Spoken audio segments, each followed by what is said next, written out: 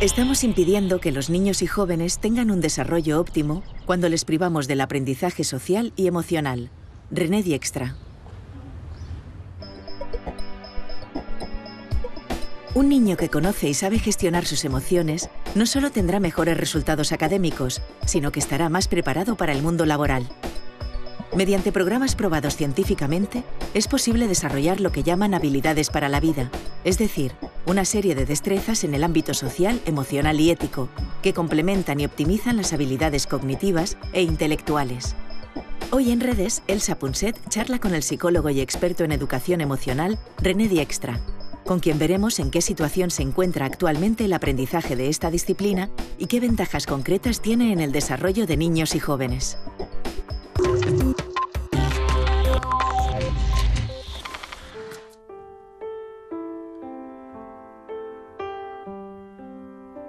Tres grandes errores caracterizan la educación que reciben hoy nuestros hijos y nuestros nietos. El primero es no tener en cuenta dos de las enseñanzas más importantes de la neurociencia. Que la razón no sirve para nada sin las emociones, por una parte, y que el cerebro es un órgano muy sofisticado, difícil de comprender, pero enormemente plástico. El segundo error del sistema educativo es no aceptar que los maestros han de lidiar con la diversidad cultural que existe actualmente en las aulas, pero también con lo que tienen en común todos los alumnos: las emociones, la rabia, los celos, el menosprecio. ¿Cuál es el tercer gran error? El tercer gran error de las escuelas de este siglo es la jerarquización de las asignaturas que arrastramos de siglos pasados. Y es que hoy en día es perjudicial colocar en el último eslabón, detrás de las matemáticas, la lengua y las humanidades, las materias creativas y artísticas. Para corregir estos errores, lo más eficaz es introducir en las aulas el aprendizaje social y emocional. Y es de eso de lo que vamos a hablar hoy en Redes. René, dedicamos tanto tiempo, tanto dinero y tantos recursos a las escuelas. ¿Son necesarias? ¿Para qué sirven? En primer lugar, las escuelas son necesarias porque forman una comunidad de nuevas generaciones que tienen que vivir juntas y trabajar juntas en el futuro para dirigir una sociedad. Y lo cierto es que no hay mejor lugar que la escuela para ayudarlos a descubrirse, a conocerse, a entender cómo lidiar los unos con los otros. ¿Qué modelos de escuelas hemos tenido? Ha habido bastante variedad. Escuelas como las escolásticas, ciertas escuelas latinas que eran ante todo para lo que llamamos formación del carácter de los jóvenes, para ayudarles a crear personalidades que a la sociedad le gustaría tener. Pero el énfasis en la formación del carácter o aprender a internalizar ideologías, como las escuelas religiosas, los seminarios, etc., se sustituyó en los siglos XIX y XX por escuelas que, ante todo, querían preparar a los jóvenes para la economía, para el mercado laboral. Y muchas dicen actualmente que su objetivo es el desarrollo general del niño, que implica el desarrollo del niño en los aspectos cognitivo, intelectual y social, emocional y ético. Lo curioso es que si vas a su plan de estudios, los tres últimos no suelen figurar en él como aspecto formal, integrante de... ¿Te refieres a lo social, emocional y ético? Sí, no tienen clases sobre habilidades sociales, emocionales, ni morales o éticas. En el organismo del niño, esas cosas no pueden separarse. Por ejemplo, si quieres hacer bien tus deberes y tener buenas notas, necesitas un cierto grado de autocontrol. Tienes que ser capaz de aplazar... Sí, los pequeños placeres. Determinados pequeños placeres y disciplinarte de verdad para hacer los deberes. O necesitas planificar. La necesidad de planificar el aplazamiento de nuestros pequeños placeres no se consigue aprendiendo aritmética o matemáticas o francés o lo que sea. Te daré otro ejemplo. Es extremadamente importante, de hecho es la primera habilidad que aprendes en los denominados programas de aprendizaje social y emocional, que un niño perciba y sea capaz de gestionar adecuadamente sus sentimientos. Un niño que conoce las emociones es un niño que funciona mejor porque si tiene miedo a fracasar, ya no dice, los deberes son una mierda. No, dice, me temo que no soy capaz de terminar mis deberes. Si acude a ti y te dice eso, entonces sabes qué puedes hacer por él. Y él puede aprender a lidiar con ello también. Exacto. Pero lo contrario también es cierto. Enseñar a los niños a interpretar las emociones de otras personas, sobre todo los adolescentes en la pubertad. Durante la pubertad cambia la forma en que los niños decodifican las expresiones de las emociones de otros. Por ejemplo, en la adolescencia suelen interpretar la preocupación como enfado. Así que, si su madre está preocupada por algo peligroso que hicieron, podrían decirle a su madre, «Mamá, ¿por qué estás siempre tan enfadada?» Y la madre les contesta, «No estoy enfadada, solo preocupada». Pero el niño, debido al hecho de que decodifica, entre los 12 y los 15 años, las expresiones de las emociones de distinta forma, no lo interpretó así. Y es posible que la madre piense que carece de empatía. Si le enseño a un niño a interpretar bien las emociones de otros, mejorará su capacidad de conectar, de construir relaciones con otros y de empatizar con ellos.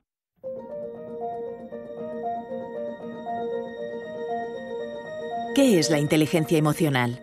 ¿Se trata de uno más de nuestros distintos tipos de inteligencia, como la espacial o la verbal?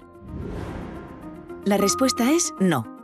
Ni tenemos un módulo de nuestra inteligencia dedicado a las emociones, ni se trata de una de las famosas inteligencias múltiples que describió Howard Gardner en los años 80 del siglo pasado. Según la teoría de Gardner, que no ha sido avalada universalmente por la comunidad científica, existen tantas formas de aprender como tipos de inteligencia múltiples básicas: visual espacial, verbal, cenestésica, lógico-matemática, musical, etc. En cambio, hablar de inteligencia emocional implica hablar del funcionamiento de todo nuestro cerebro, con el aval de los enormes avances de la neurociencia de las últimas décadas. Estos descubrimientos nos han permitido sacar a las emociones del rincón profundo y marginado donde se hallaban. Durante siglos, la ciencia no las consideró objeto de estudio y la sociedad las menospreciaba a la hora de tomar decisiones o de emitir un razonamiento. Ahora sabemos que la emoción interfiere con la razón y la razón modifica la emoción. No se pueden separar. Otro descubrimiento capital para poder hablar de inteligencia y de educación emocional es la plasticidad del cerebro. Las experiencias, los pensamientos, los sentimientos, todo está continuamente modificando las conexiones entre las neuronas. Desde el nacimiento hasta la vejez, podemos aprender y desaprender. Incluso nuestras emociones son moldeables. Por lo tanto, la inteligencia emocional no es más que la asunción de que nuestra inteligencia es emocional y de que podemos educarla con las prácticas adecuadas. René, ¿es fácil comprender las emociones? Sí y no. Hasta cierto punto son fáciles de entender porque sabemos cuando una persona o nosotros mismos disfrutamos o estamos nerviosos o tristes o celosos o lo que sea.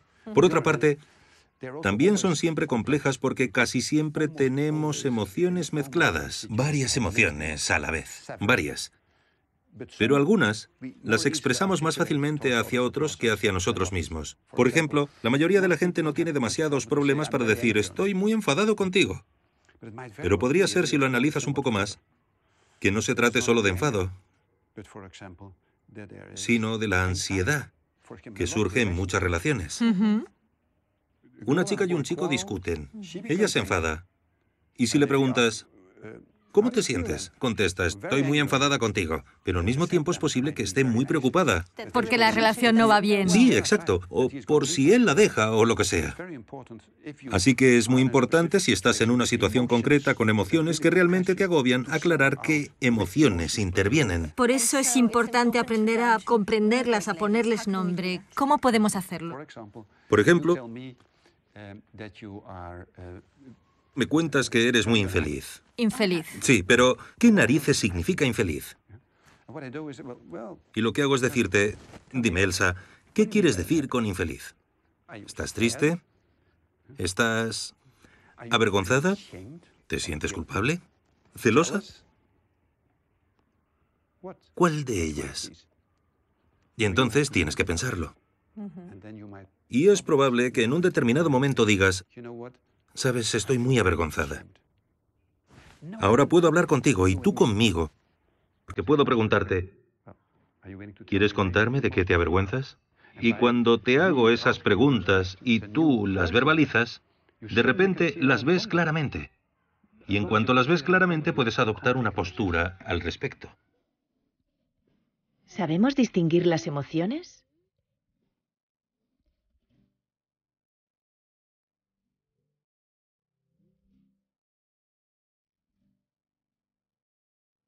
Había una vez un monstruo que no sabía lo que sentía. A veces sentía rabia y miedo, o rabia y tristeza, o calma y alegría, o calma y tristeza, o todo a la vez. Se sentía hecho un lío, hasta que aprendió a distinguir que cada hilo tenía un color, y que cada color pertenecía a una emoción diferente. Así, si podía separarlas, era capaz de ponerle un nombre a cada cosa, y cada cosa en su sitio, y saber, por tanto, qué es lo que sentía en cada momento. Hasta que un día se encontró con una niña que no había visto nunca, y sintió una emoción de la que todavía no había oído hablar. Pero esa es otra historia.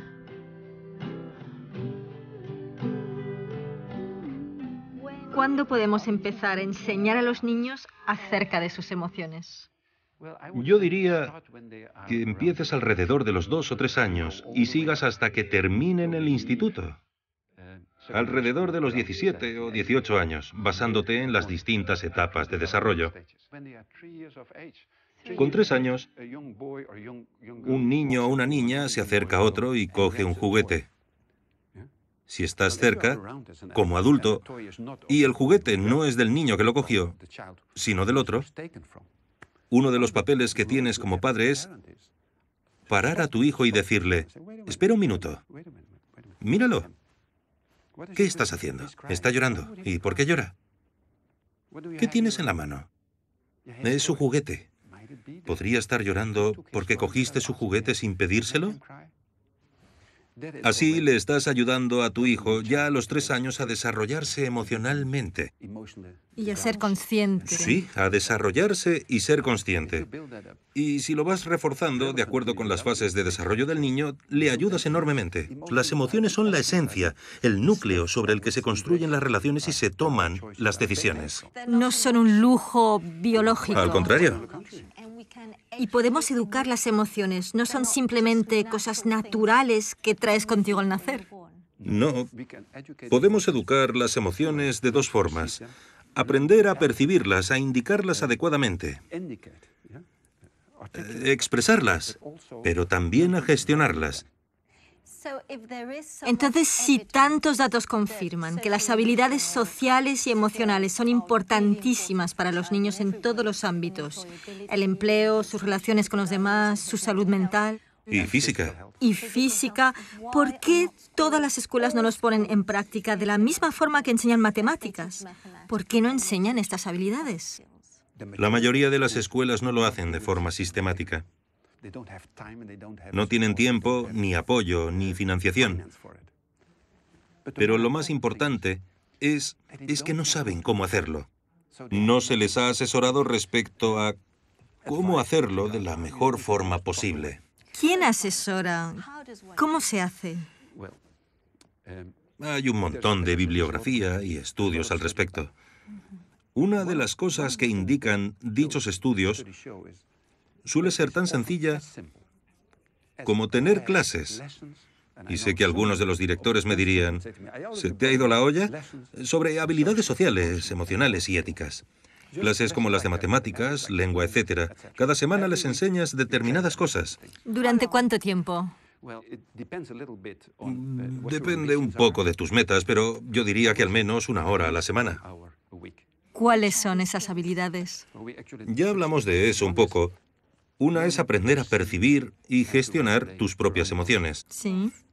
Esa es una importante. La segunda es cómo construir y mantener relaciones. La tercera es cómo tomar decisiones responsables y éticas. Y la cuarta es tal vez la más importante. Es cómo ponerse en lugar del otro, preocuparte por los demás, que se encuentran en situaciones menos favorables que tú, como el acosado de tu clase u otra gente que te rodea.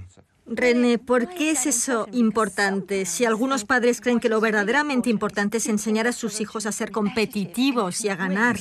Sí, sí. Temen que si le enseñas a un niño a ser justo y compasivo con otros, va a ser vulnerable, más vulnerable, y tal vez tendrá menos éxito. No estoy de acuerdo. Muchos padres valoran muchísimo que sus hijos sean defensores o partidarios de esos valores sociales que acabamos de mencionar. Pero de hecho tenemos una sociedad en la que se paga mucho mejor a los banqueros que a quienes ayudan a otros, que forma a las personas para... No.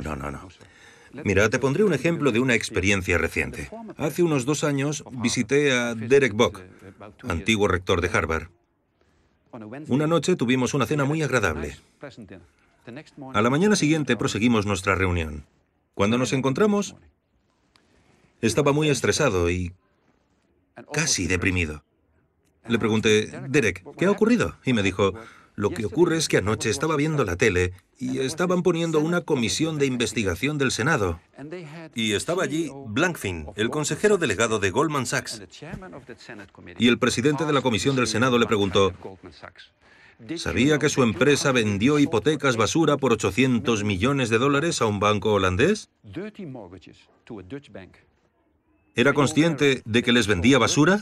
Y Blankfein dijo, señor presidente, no es ilegal. Y le dijo, esa no es mi pregunta. ¿Cree que lo que hizo es moralmente aceptable? Y le dijo, señor presidente, no era ilegal. Entonces el presidente cogió 2 correos electrónicos y dijo, uno de sus propios trabajadores le escribió a otro que usted los había felicitado por vender esas hipotecas basura.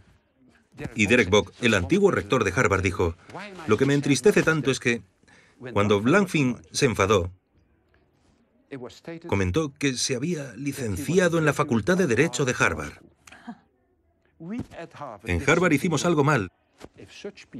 Si personas así son el producto de nuestra educación, creo que eso lo dice todo. ¿Se puede tener éxito y tener habilidades sociales y emocionales?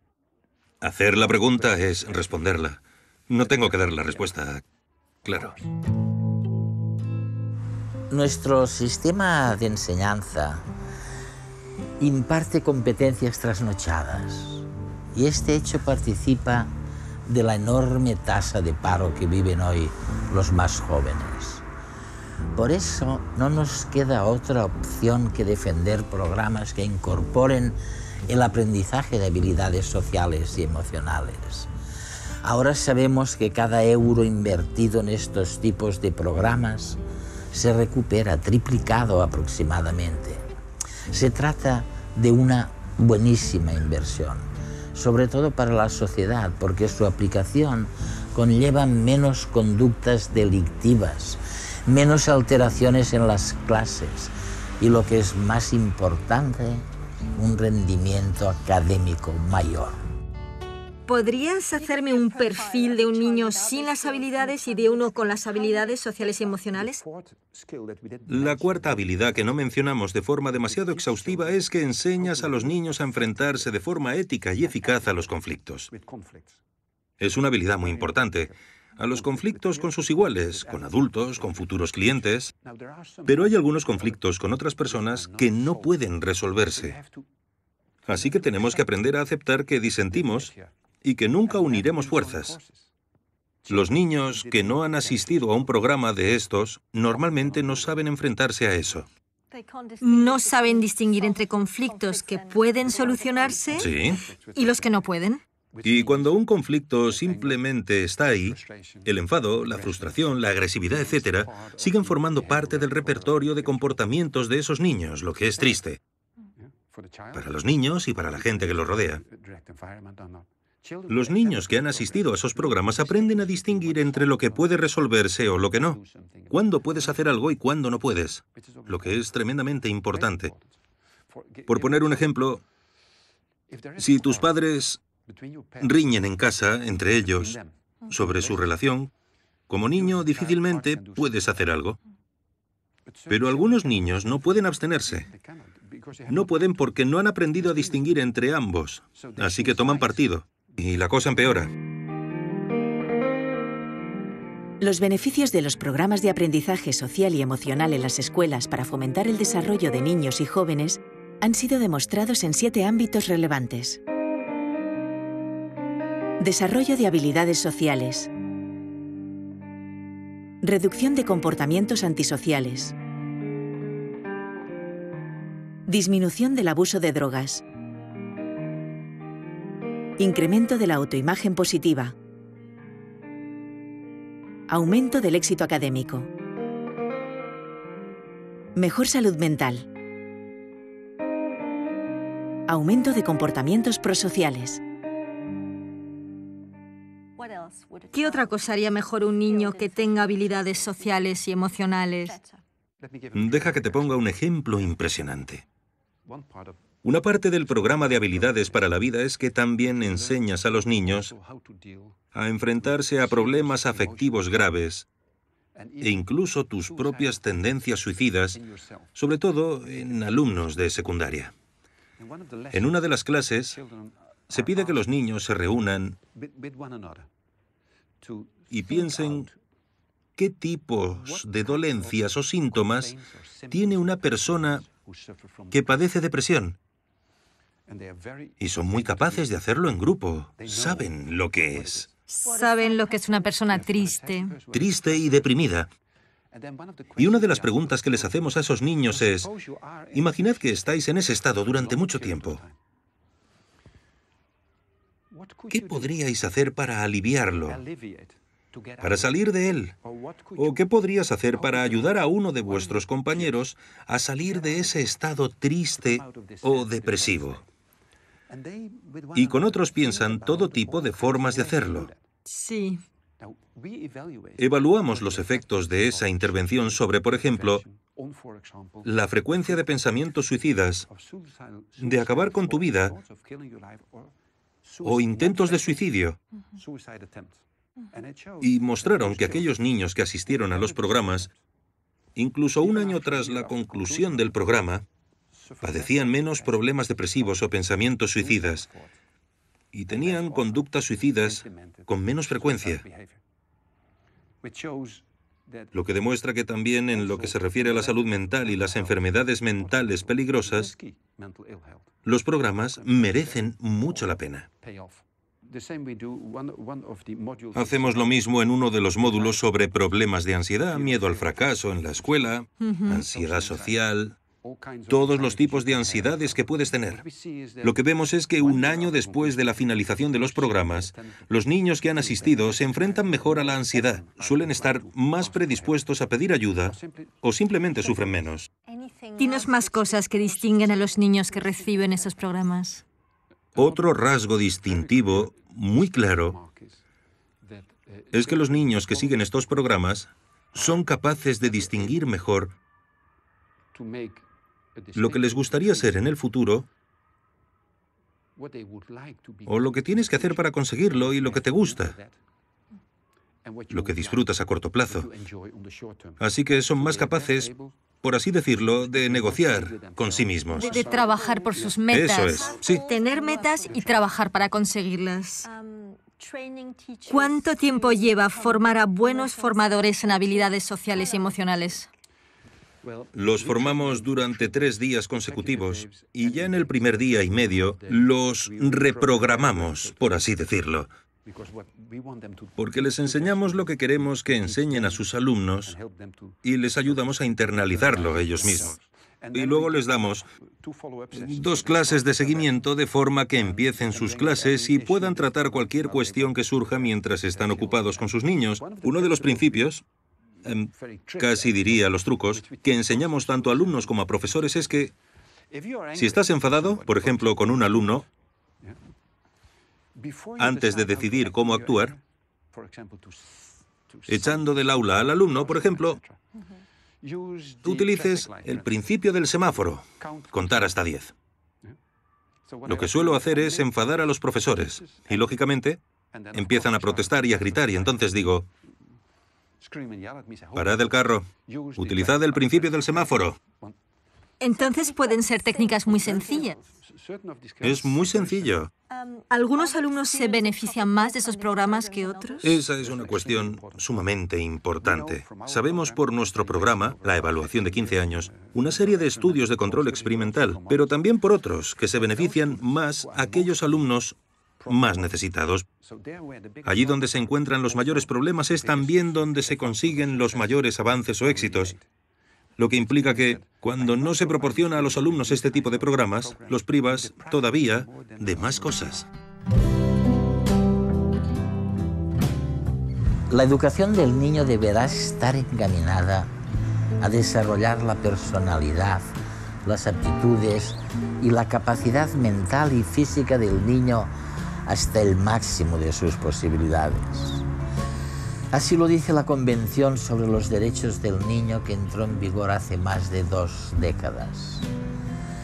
La mayoría de las escuelas y de los sistemas educativos del mundo violan ese punto de la Convención, porque la mayoría de escuelas y sistemas educativos no contemplan las medidas necesarias para el éxito académico, social y económico del niño.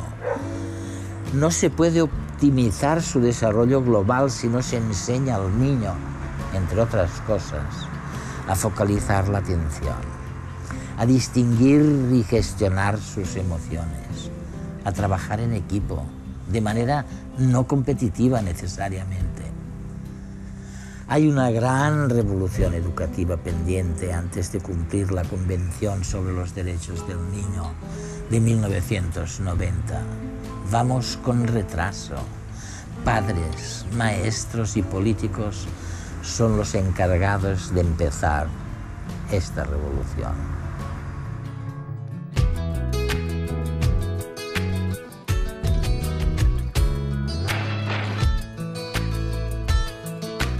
Mi pregunta es, ¿todo el mundo puede tener buenas ideas?